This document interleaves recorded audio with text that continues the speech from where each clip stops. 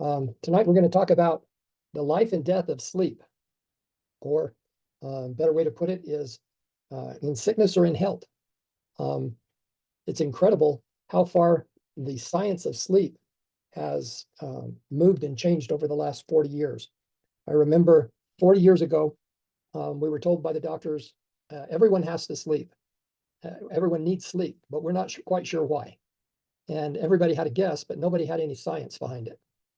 So tonight we're going to talk about the science behind sleep, why we sleep, and the life and death behind sleep.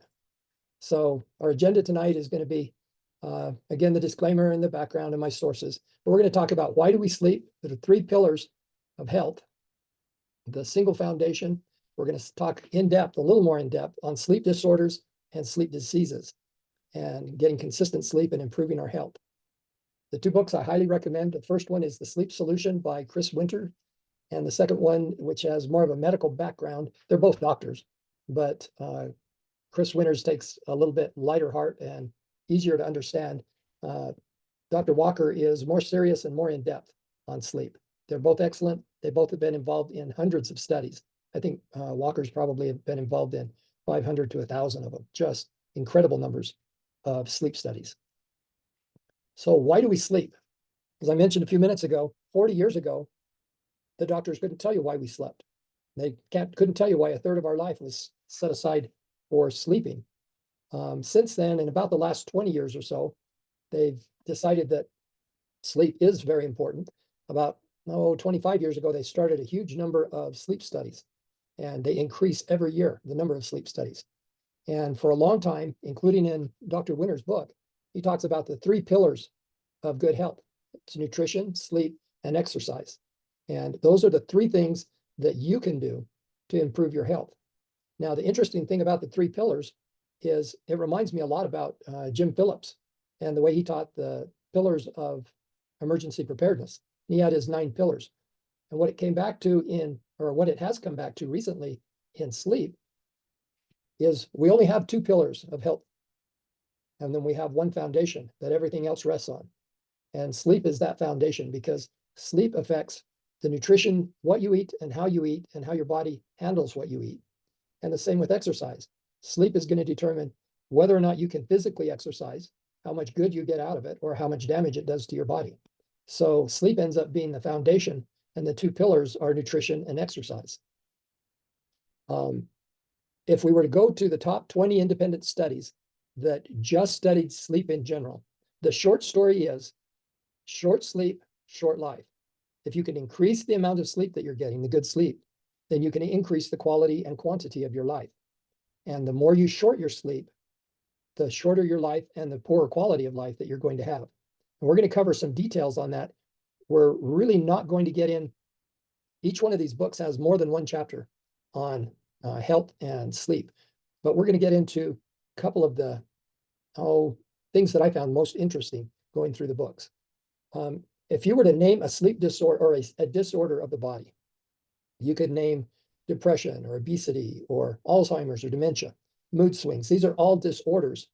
And in the studies over the last 25 years, they've determined that a major factor and sometimes the major factor of each one of these and every other disorder that you want to name, sleep is at the root or the foundation of each one of those disorders. And it's amazing how they all tie back to sleep.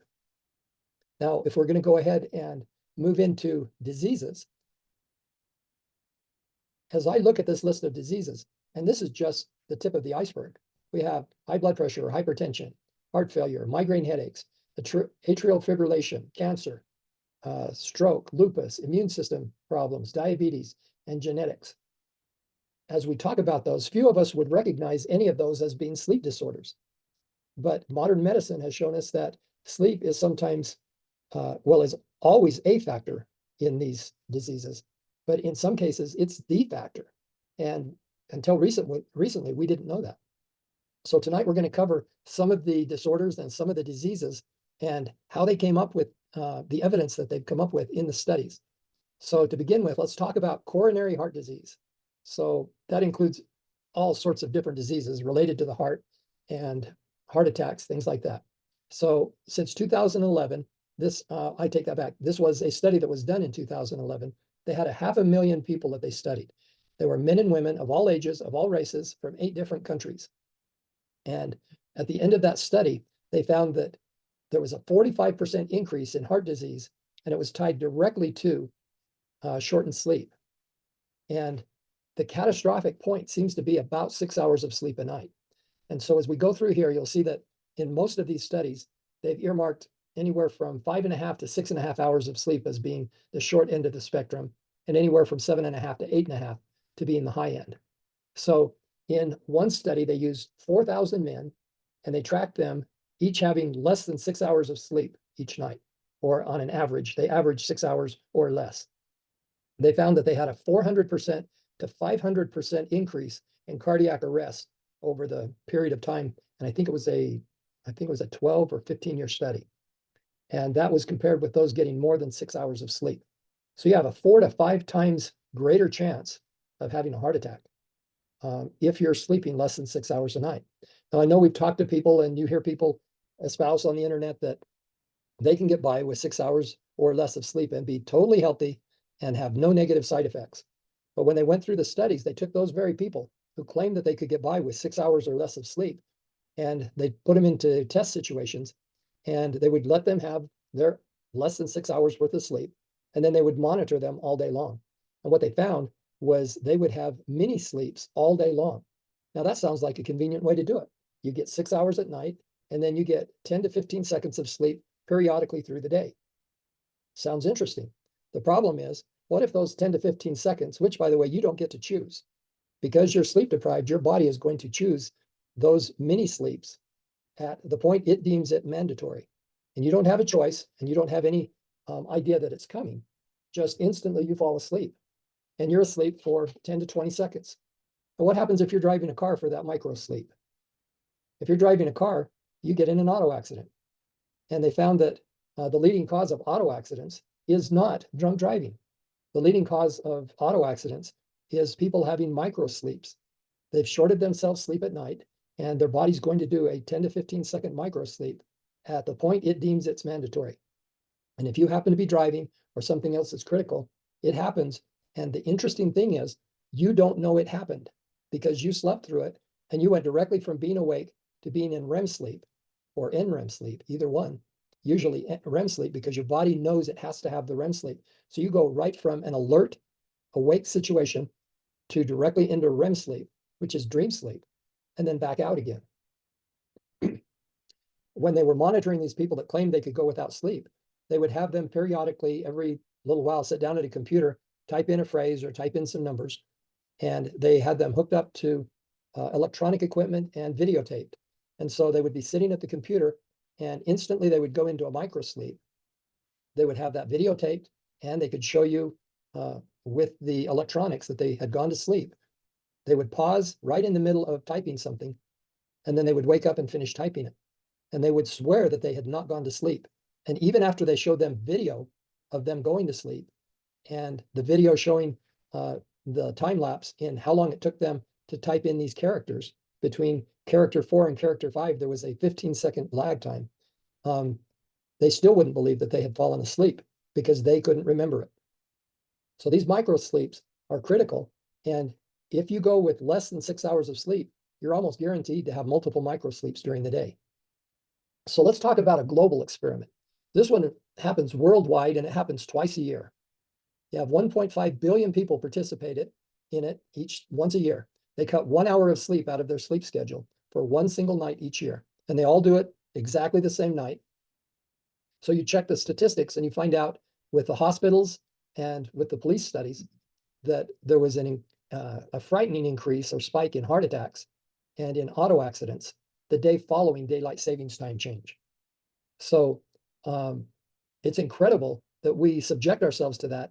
And the statistics are so clear, and they're amazing. It increased heart attacks, all these other problems, and a primary one is auto accidents, all just from losing 1 hour of sleep. And if you think that's a fluke, then you go 6 months later and watch the same group that participates in that, and they get 1 extra hour of sleep each for that one night. And the hospitals report that the heart attack cases plummet the next day. and so do the auto accidents the next day. So there's a clear study that has not just thousands, not millions, but billions of people participating in it. Now, when we talk about weight gain, we can talk about diabetes, weight gain, all these other problems that are tied to your health. So weight gain, the two key hormones that are affected primarily by this are leptin and ghrelin. The leptin signals your body that you're feeling full. The ghrelin triggers a strong sensation of hunger. Either of them can be overcome, usually just with your self-control. If your ghrelin goes up, but your leptin is in check, you're still okay. If your leptin goes way down, so you're going to start feeling hungry, but your ghrelin is moderated, you're fine. But if the leptin goes down and the ghrelin goes up, that's going to trigger both, and it's catastrophic. It's nearly impossible not to binge eat if those two swing in opposite directions and they go the wrong way. So when they did their sleep study and showed that if you have 6 hours of sleep or less in a night, it depletes the leptin and increases the ghrelin. And that's just in one night's sleep that you've missed. So one night affects the choices that you're going to make. Now, one of the extended sleep studies that they did, they had 4 nights, and you need to know that they were done in different groups, and they scrambled the groups, and they had part of them do the 4 nights of 8 hours plus and first, and then the second group did 4 nights of the 6 hours or less first. So they shuffled them all around, but they had these groups that they participated in a 4-night and then came back later for another 4-night. And they did one test one time and one test the next time. And what they did was after 4 nights, well, they did part of it after the first night, part of it after the second, and then part of it after the 4th night. But let's just go to the end of the 4th night. After 4 nights of having 6 hours of sleep or less, they would put them, give them a questionnaire that they could write down all of the foods that they most wanted. And because your ghrelin has gone up, you're going to be hungry after 4 nights of not sleeping. You're going to feel the hunger. And so they would go through and they'd put together a massive buffet that had every item that these people picked. So they had a sensation of hunger or a craving for it, and they would include that in the buffet. And then they would do the same thing for the group that had 8 hours or more of sleep. And they would track how much they ate at this buffet. And since they weren't there in a group, they were by themselves. There was no eating for a group or not eating because there's somebody watching you or anything else. You just got to eat what you wanted. And you were in a room all by yourself. And so people would, it was incredible how much the people without sleep, how much extra they ate. We're talking thousands of calories a day. Now, one of the things that they did was they added an extra snack bar to that buffet.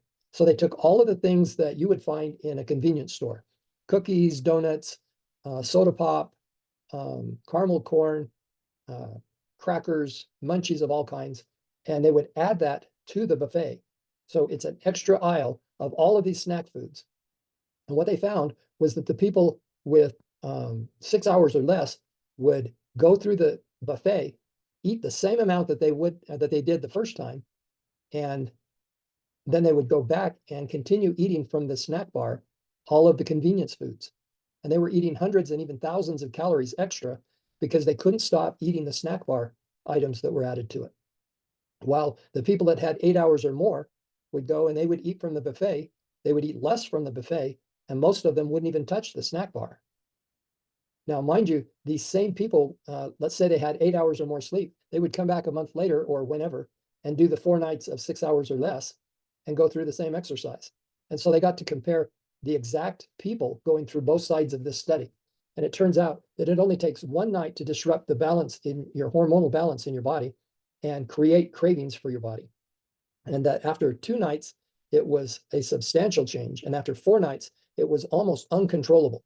The people with less than 4 or 6 hours of sleep could not control how much they ate from the snack bar. So now let's talk about your immune system. When you sleep is when your body fights disease, and that includes cold and flu and every other disease out there. Your body goes into its detox mode and cleansing mode, plus it uses growth hormone to restore and regenerate your body. So they did a test to find out what happens if you've lost sleep prior to being exposed to cold and flu virus. Now, these 150 people signed waivers and were willing to go through this test. And then at the end of this sleep cycle, they were exposed to cold and flu virus. And they actually took a shot of it up their nose and up their snout. And what they found was that those with less than 5 hours of sleep for 1 week, and then at less than 6, less than 7, and then over 8. And the infection that people became susceptible to after being exposed to the cold and flu virus went from 50% in the people who had 5 hours or less down to 18% with those that had 8 hours or more. So it specifically showed in each of these groups how the people reacted to the cold and flu virus based on how much sleep they'd gotten during the previous nights. Another example is hypertension. And I'm really only going to cover 6 or 7 of these diseases because the study is complete. It shows over and over again these same symptoms, these same ratios go into all of these different areas of our health, and if they affect our health. So there's really no sense in going into every one of them, but at least this gives you an idea. So for hypertension, high blood pressure, 1 night's sleep reduction of 1 to 2 hours per night. So if you're used to getting 8 hours of sleep and you get 7 to 6 hours in just 1 night, it raises your blood pressure the next day, even in the most healthy individuals. So if you have no sign of high blood pressure and you cut 1 to 2 hours of your sleep the night before, you're going to end up with higher blood pressure the very next day. So they took 500 plus healthy men and women who had no signs of hypertension, and they had them go for 6 hours of sleep for a week's period of time. And they tested them for the calcification or hardening of the arteries. And those people who had 6 hours of sleep or less had a 200 to 300% increase in the hardening of their arteries. Now that's just remarkable. Let's go on to cancer. And I think this will be our last one. As we talk about cancer cells, the growth is triggered by your sympathetic nervous system and the activity of it. You're in the fight or flight syndrome. It's the equivalent of you being attacked by a pack of dogs. And so you're trying to get away from them. And your sympathetic nervous system is going to put everything on high alert. And that's the period of time when your body tends to create cancer cells. Now, your body, when it's functioning properly, also creates what are called cancer killer cells. And there's a term for that, but I don't remember what it is right now, and I didn't look it up in the book. But so you have cancer being created, and then you have cancer killer cells that are being created. Well, one UCLA study showed that after 1 single night's sleep of 4 hours sleep or less, you have a 70% increase in your sympathetic nervous system. And in that same period, after the 4 hours of sleep, it wiped out 70% of the cancer killer cells that are in your body. And that's just after 1 night's sleep. Imagine what it's like if you're getting poor sleep over a week or a month, or heaven forbid, a year. Now, some people that we know go through that quite regularly. People that are on night shift work tend to lose sleep regularly, if not just on the weekends, virtually every day. They compromise their sleep because they're trying to sleep when the sun's up, it's light. They've created a situation that makes it very difficult to get a good night's sleep. Well, when they tested people with night shift work, the study showed that they had major increases in breast and prostate cancer. Those were the main ones. But they also had increases in colon cancer and uterus cancer. The World Health Organization listed 3 groups of people that were high risk for cancer. They were exposing themselves to high levels of carcinogenics. The second one was firefighters. And the third one was painters that exposed themselves to the toxic fumes of painting every day. And the number 1 in the list was night shift workers. They were the highest profile group that had the highest problem with carcinogenics. And that's been detailed so many times now that the country of Denmark now pays worker compensation for government-sponsored shift work cancers. So if somebody has a job that's sponsored by the government, they're a healthcare worker, a nurse or a doctor, or airline pilot, or somebody like that, they get compensation if they develop cancer because they recognize that these are high-profile, high-risk cases of people who are exposing themselves to carcinogenics. Well, the carcinogenic isn't a chemical or isn't smoke. It turns out it's lack of sleep is actually been labeled by the WHO as the primary carcinogenic out there. So we've talked about the science of sleep. and the thousands of sleep studies that have been done from 2000 or 2010 to 2024, most of them are completed in 24 to 72 hours, because in 3 days, they're able to stress the body out so much that in almost every case, it shows the disorder or the disease within 3 days.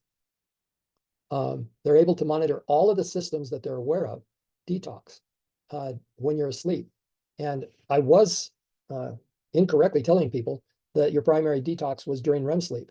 Turns out that you do detox during REM, but you also detox during deep NREM sleep. But all of these are critical, and all of them tie to being able to get into NREM and deep sleep. I'm sorry, deep NREM and REM sleep. Your pain sensitivity increases, your ability to regenerate because of the lack of growth hormone. You've got to get a good night's sleep to be able to have growth hormone available. And the older you are, the more sleep you need, because the less growth hormone your body creates while you sleep. So the sleep inhibitors that we talked about, the mental stress, the light, the clutter, the noise, the temperature, these are all things that affect your ability to sleep. The doctors call it sleep hygiene. These are, oh, I think I got the wrong screen up there. There we go. Sleep hygiene. These are the 5 things they say you need to incorporate into your sleep. And they call it your sleep pod, which is your bedroom. You need to make it uncluttered, clean, dark, quiet, and temperature stable. Those are the 5 requirements that each of these books talk about of what is necessary for you to get a good night's sleep. You need to get a good night's sleep, and it doesn't matter whether you're in your own bed, a guest bedroom in your house, your RV, your motel or Airbnb, whether you're camping, or whether you're out on the road in an emergency or in some kind of other emergency. It's important for you to get a good night's sleep every night, not just once in a while and not just a few times a week, but every night. The temperature stable is one of the critical factors. If you're sweating and you're waking up too hot, or you're kicking blankets off and you wake up too cold, and you repeat that process over and over again each night, you're jeopardizing your personal health.